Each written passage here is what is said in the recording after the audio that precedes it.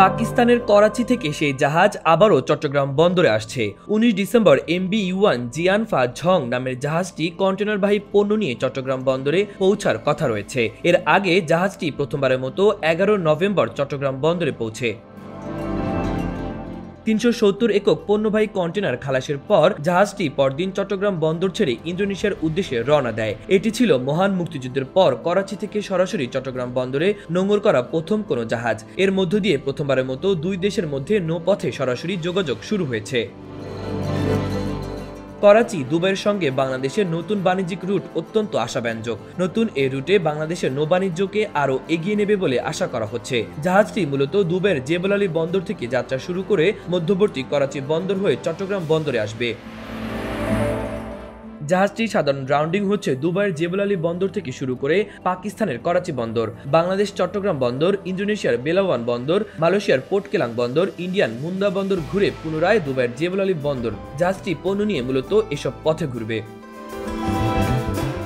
MB-1 জিয়ানফা ঝং নামের জাহাজটি প্রকৃত কন্টেনার পরিবহন ক্ষমতা 2300টি। এই রুটে আমদানি কন্টেনার পর্যাপ্ত হলে ভবিষ্যতে রুটটি নিয়মিত পরিচালনা করতে জাহাজ মালিকগণ আগ্রহী হবে।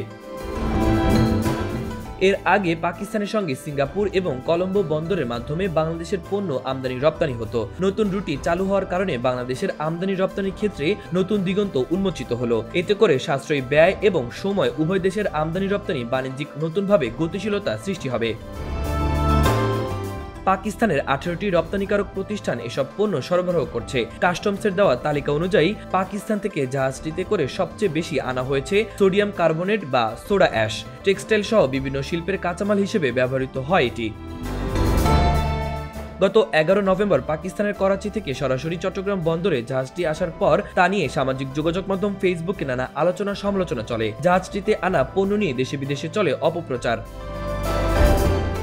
এ নিয়ে 19 নভেম্বর স্বরাষ্ট্র উপদেষ্টা জাহাঙ্গীর আলম চৌধুরী চট্টগ্রাম মেট্রোপলিটন পুলিশের সভায় এলে তিনি সাংবাদিকদের বলেন, এই জাহাজ মিডল ইস্ট থেকে এসেছে, সেখান থেকে এসে একটা দেশে গেছে, আবার সেখান থেকে বাংলাদেশে এসেছে। তিনি বলেন, বাংলাদেশে কি কোনো দেশের জাহাজ আসা নিষিদ্ধ আছে? দেশ সবার উপরে। খেজুর, পেঁয়াজ, আলু এগুলো সামনে রোজার সময় দরকার। যারা এগুলো নিয়ে গুজব রটাচ্ছে তারা দেশের শত্রু। মাহবুবুর রহমান ইমন, খবর সংযোগ।